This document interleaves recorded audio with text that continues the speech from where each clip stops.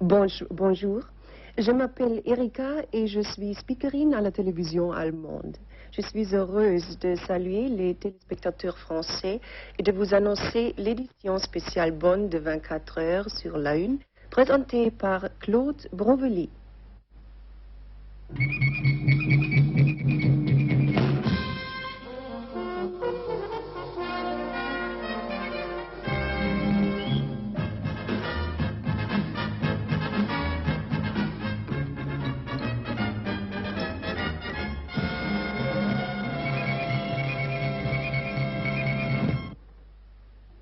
Bonjour, messieurs, dames.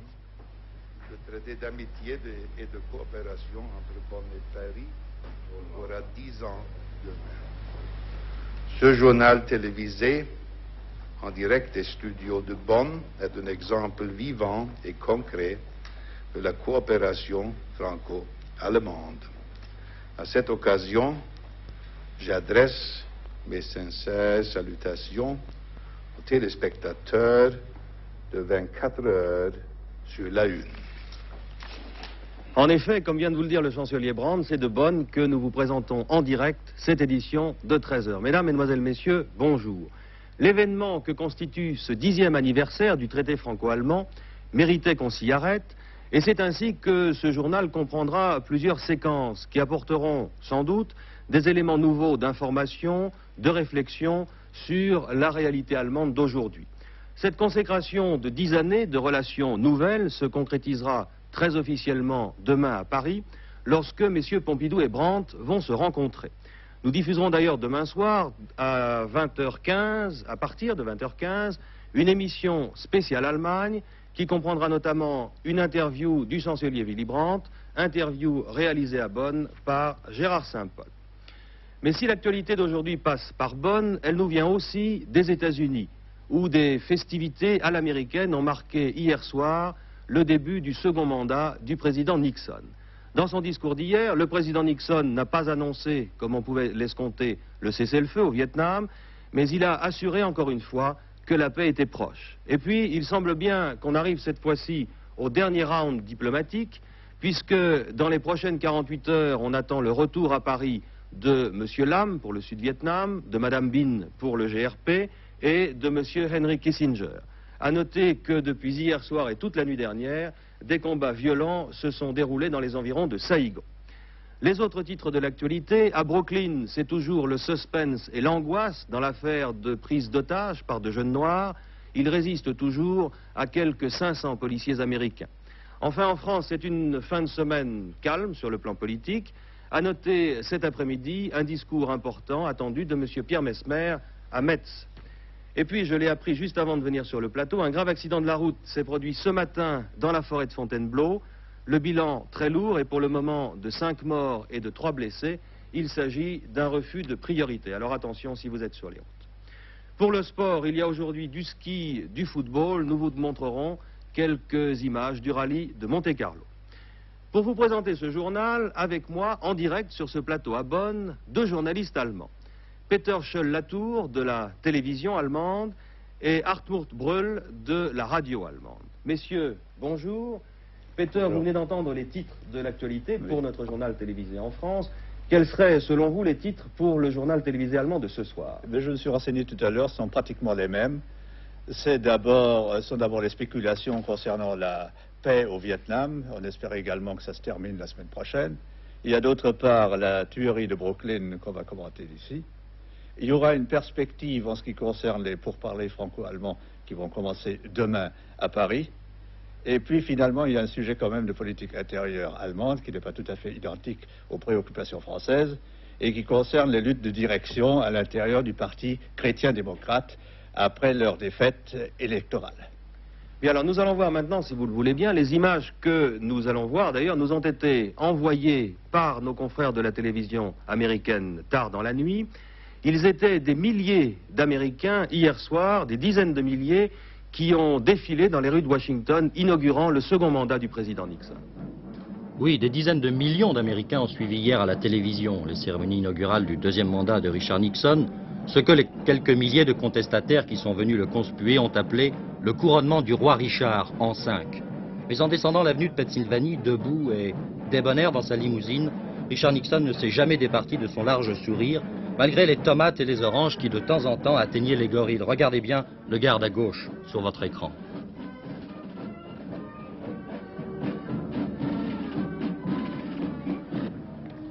Devancé par un orchestre en perruque et redingote, style Lafayette, Richard Nixon a répondu par de nombreux V de la victoire aux applaudissements modérés de 500 000 spectateurs qui saluaient la moitié du règne d'un homme qui s'est incontestablement imposé sans être pour autant leur idole.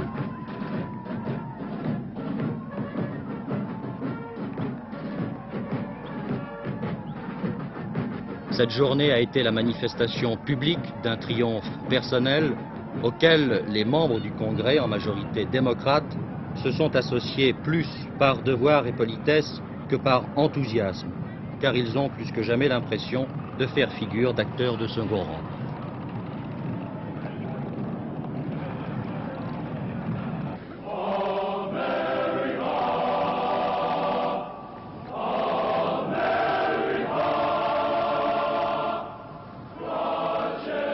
Dans son discours inaugural, Richard Nixon n'a pas voulu vendre la peau de l'ours avant de l'avoir tué. Il a seulement assuré le peuple américain que la guerre du Vietnam touchait à sa fin et que les États-Unis ne feraient plus les guerres des autres.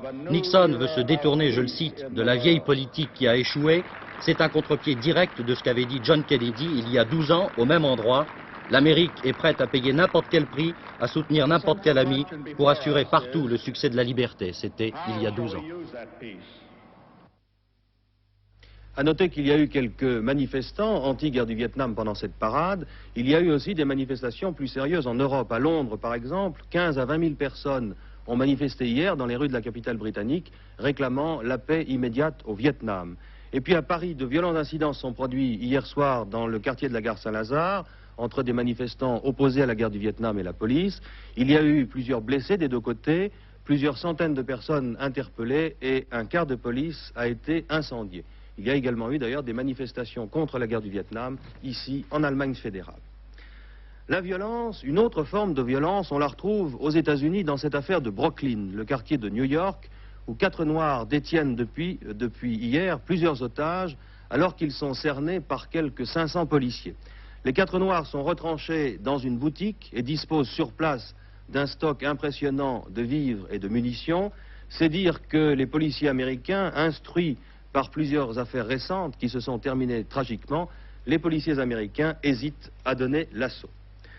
En France, je vous le disais au début de ce journal, l'actualité politique en cette fin de semaine est calme. On attend pour cet après-midi, Jean-François Robinet, ce discours que M. Pierre Messmer, le Premier ministre, doit prononcer à Metz. Eh bien, un week-end calme, oui, mais c'est là quand même l'approche de la campagne électorale qui prime dans l'actualité. L'ouverture officielle est le 12 février, mais les discours sont déjà nombreux. Cet après-midi, c'est le Premier ministre, donc, qui va parler à Metz. Le chef du gouvernement commentera le programme de la majorité et il dira aussi ce que ce programme doit coûter. Et ce point est particulièrement intéressant puisque demain, lundi, les leaders du programme commun de la gauche donneront à leur tour, dans une conférence de presse, le coût de leur propre projet de gestion du pays. Parmi les déclarations faites hier samedi, à noter quelques phrases. M. Mitterrand a dit ceci, même si elle n'a pas la majorité absolue, la gauche sera gagnante. M. Alain Peyrefitte, la politique est une chose trop sérieuse pour qu'on la confie à ceux qui écrivent des contes de fées. M. Chaban-Delmas, les communistes font une politique du sourire, mais ils n'ont pas changé. Voilà pour la politique en France. Il faut ajouter enfin que les réformateurs tiendront leur premier grand meeting régional mercredi à Nice. Et bien sûr, en France, on attend pour demain l'arrivée du chancelier Brandt. Revenons quelques instants sur le Vietnam. Peter Scholl-Latour, c'est une situation qui préoccupe beaucoup les Allemands. Oui, et je crois qu'Hartmut Brühl voulait surtout parler des manifestations en Allemagne également. Oui, je crois tout à l'heure, vous les avez mentionnées. Ces manifestations, il y en a eu à Dortmund. Il y avait une trentaine d'Allemands, 30 000 d'Allemands qui ont participé à ces manifestations. Dans ce contexte, je continue à regretter le mutisme du chancelier Willy Brandt. On aurait préféré, je crois, et beaucoup d'Allemands l'auraient préféré, qu'il se prononce peut-être pas aussi nettement que le premier Suédois, mais plus nettement, je crois. Il aurait dû faire ça, déjà dans sa qualité de prix Nobel de la paix. Voilà, je vous le disais, ce journal est placé sous le signe du 10e anniversaire du traité franco-allemand. Peter Scholl-Latour, quels enseignements peut-on tirer de ces 10 années franco-allemandes? Eh bien, le traité avait commencé sous d'autres auspices. pratiquement le chancelier Adenauer et le général de Gaulle voulaient créer, peut-être pas un axe, mais une communauté très étroite entre la France et l'Allemagne pour diriger, ou plutôt pour entraîner le reste de l'Europe. Les choses se sont passées autrement, et aujourd'hui, la coopération franco-allemande est devenue exemplaire et non plus privilégiée comme autrefois. Je crois que le stade actuel est fort satisfaisant et les deux États continuent quand même à donner le rythme à la coopération européenne et à l'Union européenne qui se prépare. Mais il y a d'autres perspectives maintenant, très sérieuses, les conversations sur la sécurité, sur la réduction des armements, et je crois que la coopération franco-allemande doit envisager des perspectives diplomatiques et même stratégiques nouvelles. Il est évident que l'importance de ce traité, l'importance de l'avenir des relations franco-allemandes est également partagée à Paris, n'est-ce pas Jacques-Olivier Chattard? Oui, Claude Brovelli, et c'est pourquoi cette rencontre, 10 ans jour pour jour après la signature du traité d'amitié franco-allemand, aura une double facette. Une facette commémorative à laquelle les deux hommes d'État ont voulu donner un certain éclat. Je pense aux échanges d'allocutions lundi matin dans la salle des fêtes de l'Élysée devant la presse mondiale et les caméras de télévision, à l'échange de décorations qui est prévu également. Lundi après-midi, dépôt d'une gerbe par le chancelier Brandt sur la tombe du soldat inconnu, un geste exceptionnel dans ce genre de rencontre et qui par conséquent prend une valeur de symbole. Cet aspect commémoratif, on peut dire que c'est le passé et chacun s'accorde à dire qu'il a été très fructueux. L'autre facette, ce sont les dossiers qu'on va étudier pendant les 5 heures de tête-à-tête prévues au programme, le déjeuner de travail de lundi et les entretiens élargis de mardi matin. Cela, c'est l'avenir. Les deux hommes, le chancelier Brandt et le président Pompidou, se connaissent bien, s'apprécient mutuellement et, justement, grâce au traité franco-allemand, se voient régulièrement tous les 6 mois. On pourrait alors en déduire qu'ils n'ont pas grand-chose à se dire. Eh bien, ce serait oublier tout ce qui s'est passé en Europe et dans le monde depuis les 3 et 4 juillet 1972, date du dernier sommet franco-allemand. Je cite pour mémoire le sommet européen de Paris, les réélections de M. Nixon et du chancelier Brandt, la signature du traité fondamental entre les deux Allemagnes, l'amorce de la négociation Est-Ouest sur la sécurité européenne à Helsinki, l'avènement de l'Europe des 9 le 1er janvier et le sommet franco-soviétique de Minsk. À ces dossiers en instance, ajoutons la perspective de la grande négociation commerciale Communauté européenne-États-Unis et les questions strictement bilatérales. Voilà un catalogue impressionnant qui exige des décisions politiques. Or, l'idée force, je crois qu'il faut retenir, c'est que tous ces problèmes, et notamment la construction de l'Union européenne décidée au sommet de Paris avec des rendez-vous précis, ne peuvent avancer sans une entente exemplaire, comme le rappelait Latour, sans une volonté politique de la France et de l'Allemagne fédérale. C'est dire l'importance que l'on attache ici à la visite du chancelier Brandt. Eh bien, voyons maintenant, avec Thierry Tsitivo, qui est l'homme que les électeurs allemands ont ramené au pouvoir pour 4 ans.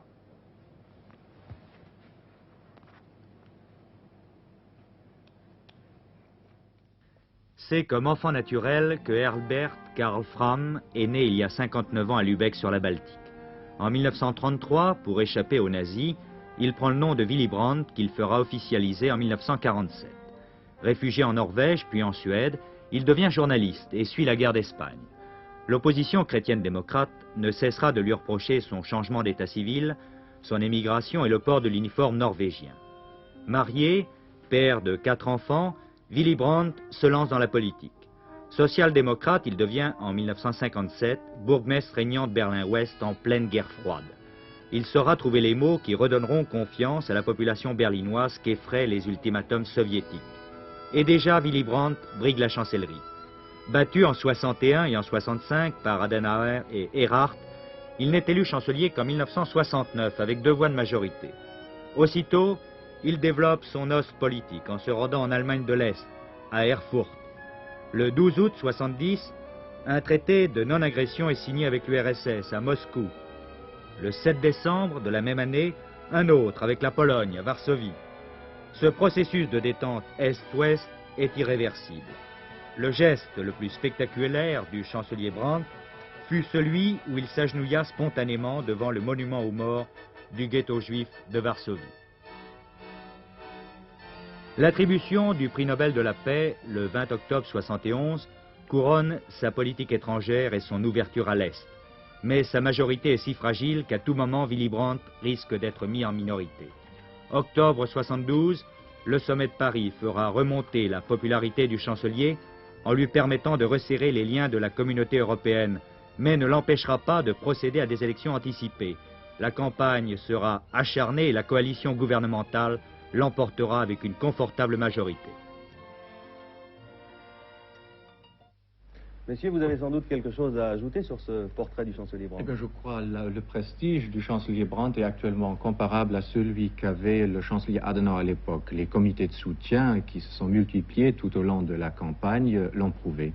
Et dans ce contexte, je crois qu'il faut évoquer brièvement la déclaration gouvernementale qui, à mon avis, manquait un peu d'élan, des perspectives prometteuses. C'était un peu un pragmatisme un peu terre à terre. Je ne sais pas si M. Scholl-Latour est d'accord avec moi. Oui, je crois qu'on a pu reprocher à la politique et à la diplomatie allemande jusqu'ici d'avoir été un petit peu à la traîne de la diplomatie américaine. Et maintenant, le chancelier Brandt, ayant établi un contact avec l'Est, aura plus d'autonomie dans ses mouvements. Et je crois qu'à l'avenir, le chancelier Brandt poursuivra une politique plus européenne, dans un sens, peut-être les Français vont sourire lorsque je mentionne ça, dans un sens plus gaullien. Et d'autre part, il faut quand même mentionner une chose, la situation de l'Allemagne est encore déterminée par la présence de 20 divisions soviétiques dans l'Allemagne de l'Est, et c'est ce qui explique que le chancelier ne puisse pas prendre des positions aussi avancées que, par exemple, le Premier ministre suédois. Il y a les rapports politiques entre États. C'est important, mais ce n'est pas tout. C'est bien l'avis d'un homme politique allemand de grand talent qui a été au centre du rapprochement entre Paris et Bonn. Pour M. Carlo Schmitt, l'aspect sentimental des relations de peuple à peuple est sans doute au moins aussi important que les rapports politiques au plus haut niveau, même s'ils sont, comme c'est le cas en ce moment entre Paris et Bonn, même s'ils sont excellents. Écoutez. Je crois que ce traité franco-allemand est une très bonne chose.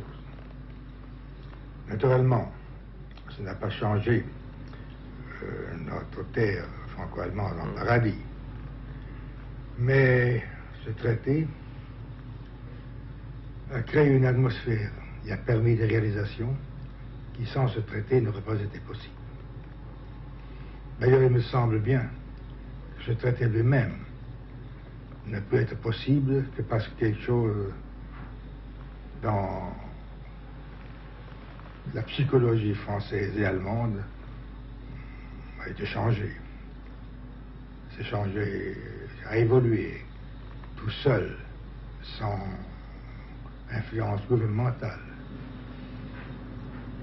Donc pour moi, ce traité n'est qu'une espèce d'acte notaire qui prend connaissance de ce fait. Et c'est ce qu'il y a de meilleur, je crois, actuellement. Nous sommes le meilleur client de la France. Et la France est le meilleur client de l'Allemagne. C'est une très bonne chose, ça, parce que quand la sympathie est corroborée par l'intérêt, eh bien, ça tient, le mariage tient. Les mariages de raison, ce sont, je crois, ceux qui ont plus de chances de réussir. Et si dans cette raison, dans ce mariage de raison, peu à peu, se produit une petite flamme d'amour, tant mieux. Regardez tous ces millions d'Allemands qui vont en France, pas seulement parce que le soleil est plus chaud, en Midi, ils vont aussi bien en Bretagne et en Normandie, n'est-ce pas? Mais parce qu'ils aiment, ils aiment votre pays, ils aiment votre pays. Il y a toujours eu cette nostalgie, ce que les Italiens appellent il bello vivere. Et je crois que ça restera, et j'espère que ça restera. Et que vous nous permettrez encore bien longtemps et pour toujours de visiter votre pays quand nous voulons. Nous mettons à la recherche d'un petit peu de bonheur. Effectivement, beaucoup d'Allemands voyagent souvent dans notre pays. Ils en retirent un certain nombre d'impressions, un certain nombre d'enseignements, tout comme d'ailleurs les Français qui viennent visiter l'Allemagne dans l'autre sens et qui, il faut bien le dire, sont généralement moins nombreux. L'une de nos équipes de reportage a rencontré et a même vécu pendant 24 heures avec une famille allemande qui habite dans la banlieue de Cologne.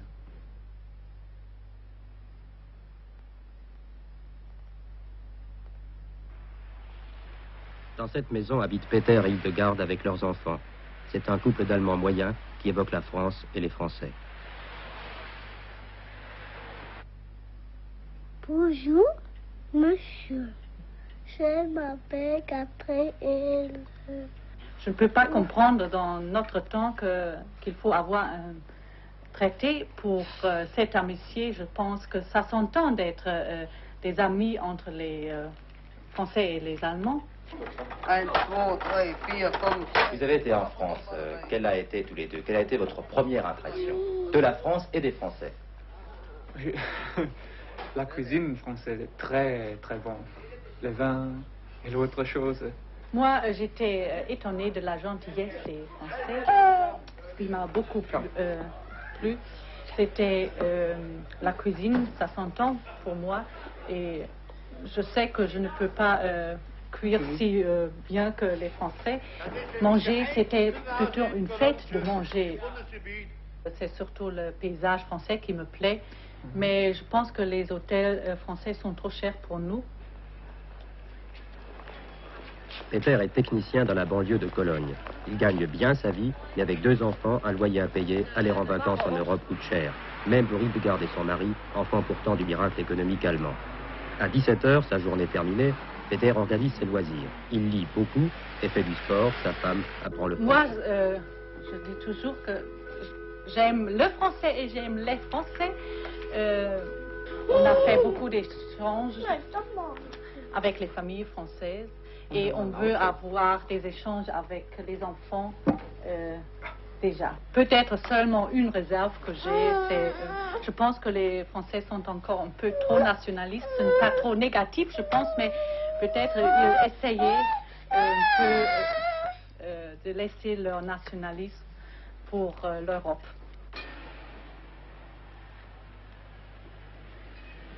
Dans ces rues animées de Cologne où le tram est encore souverain et où voisinent toutes les races, l'allemand moyen est un peu perdu. Une chose cependant est frappante, c'est ce désir profond de rapprochement entre les peuples. Les Allemands l'évoquent souvent, surtout dans les grandes agglomérations. Et ils apprennent les langues avec frénésie. L'Institut français à Bonn ou à Cologne compte des centaines d'élèves adultes. Dans les rues piétonnes de Cologne, on chercherait vainement l'Allemagne traditionnelle pourtant.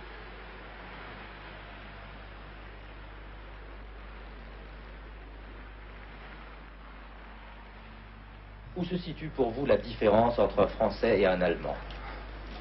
Je pense que la différence est dans l'esprit et la façon de vivre et la façon de penser.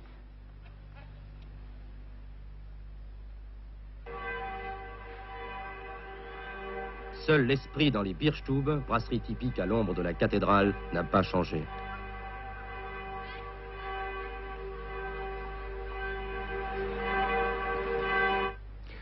Si l'on compare la population de Bonn, la capitale fédérale, environ 200 000 habitants, à la population allemande de 55 millions de personnes, on constate tout naturellement que Bonn est peut-être l'une des plus petites capitales du monde. C'est l'histoire qui en a voulu ainsi, puisque après la guerre, et alors que l'on pensait que les choses évolueraient autrement, la ville de Bonn avait été choisie comme capitale provisoire de l'Allemagne fédérale. Mais c'est maintenant irréversible, Bonn s'est confirmée dans son rôle de capitale. La ville n'en reste pas moins une paisible cité provinciale. On peut dire que Bonn, capitale, a pris naissance en même temps que le premier chancelier de l'Allemagne fédérale dans un petit village, celui où est né Konrad Adenauer.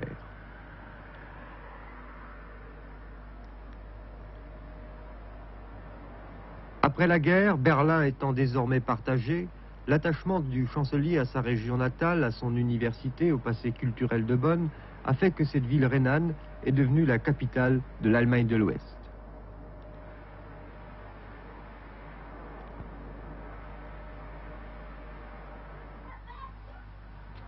Rien dans le passé politique, la situation géographique ne prédestinait Bonn, ville natale de Beethoven, à cette promotion.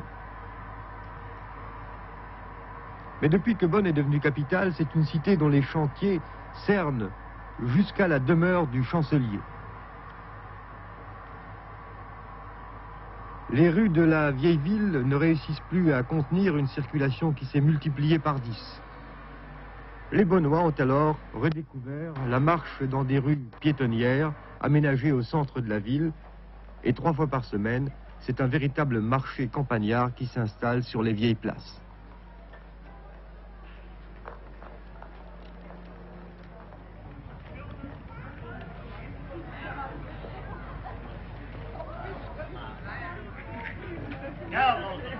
Il est vrai que la campagne est toute prête, en bordure de Rhin. La ville où se concentrent toutes les gouvernes de l'Allemagne fédérale est vraiment une ville à la campagne. Côté vie culturelle, artistique et des loisirs, Bonn est restée une ville de province à la française. Le paradoxe de la Nouvelle-Allemagne veut que les véritables centres d'animation, qui peuvent un peu rappeler Paris, se trouvent partout en Allemagne, à Munich, Hambourg, Cologne, sauf dans la capitale. Capitale officielle que d'aucuns nomment avec autant de tendresse que d'humour, le Bundesdorf, traduire le village fédéral.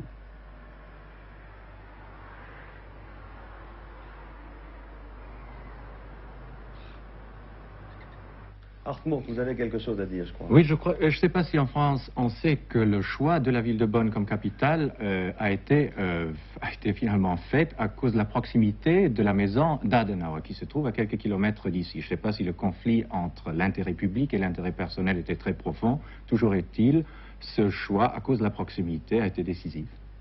C'est intéressant, je ne le savais pas.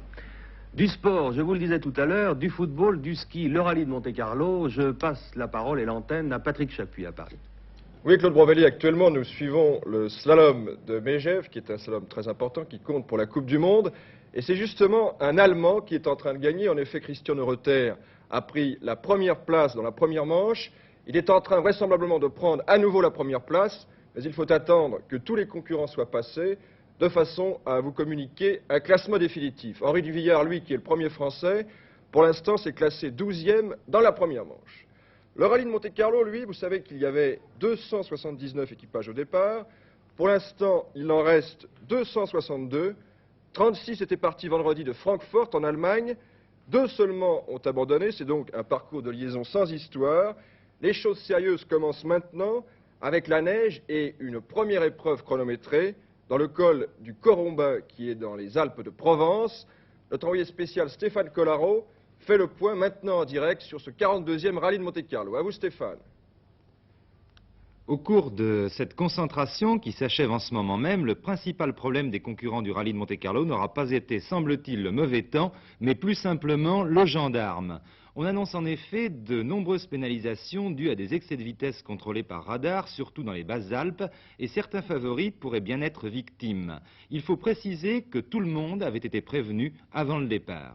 Actuellement, les premiers concurrents sont arrivés à Monte-Carlo, ces arrivées vont étaler sur 5 heures environ, et nous étions ce matin au contrôle du pont Charles-Albert, à quelques kilomètres de Nice.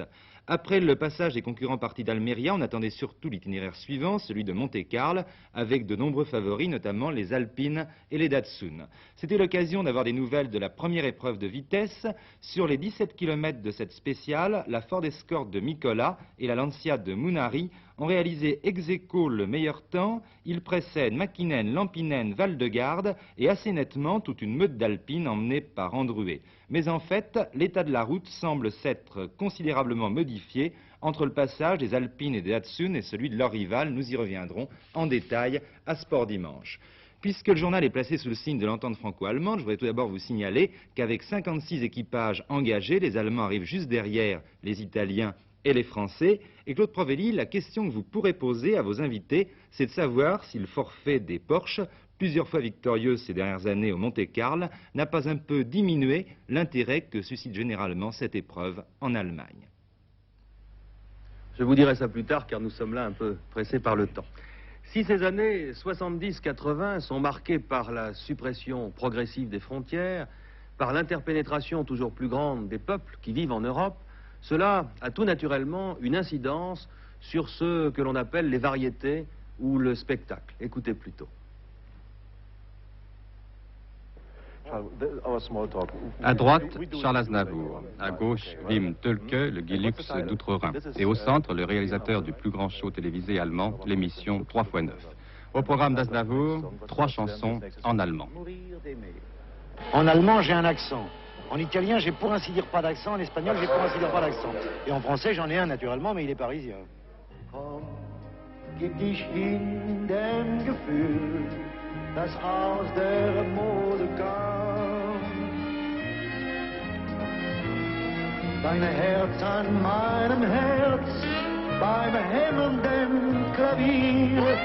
Mein Leib fühlt deinen Leib, so weich und wundersam.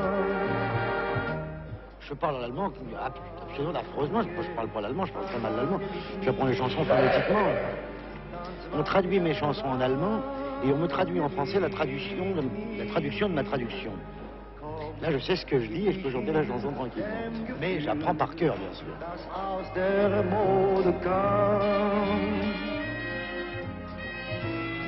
Dein Herz an meinem Herz, beim hämmernden Klavier, mein Leib fühlt deinen Leib, so weich und wundersam.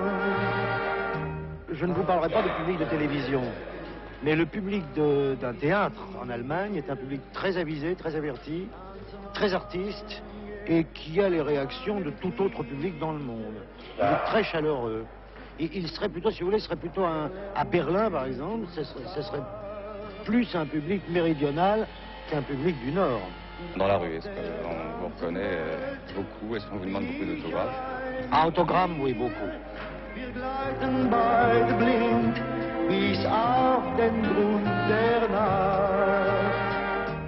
Tanze an Wange mit mir, tanze Wange an Wange mit mir.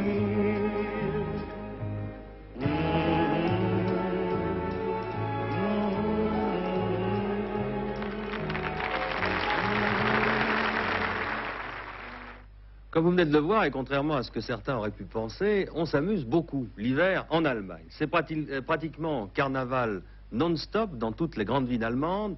On se réunit par milliers dans de salles immenses et on s'amuse beaucoup en buvant principalement de la bière. Nous n'avons d'ailleurs pas eu à aller très loin la nuit dernière, à Cologne, pour retrouver une de ces chaudes ambiances dont les Allemands ont le secret. Et je vous invite à pénétrer dans le carnaval de Cologne. Wie der Pap mein Bruder schon mich auf seine starke Arme liegen hat, seht für mein Bruder schon du weißt Beamte, schläfst jetzt auf der ganzen Tag. Neben Achenberg den Funkenorden.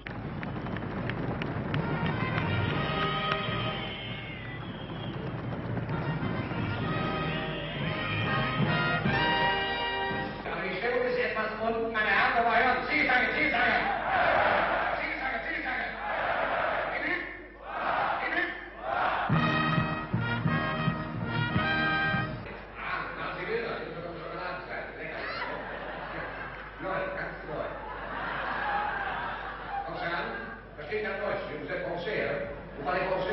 D'accord. Jetzt kannst du aufhören, das wird uns das Kosmos.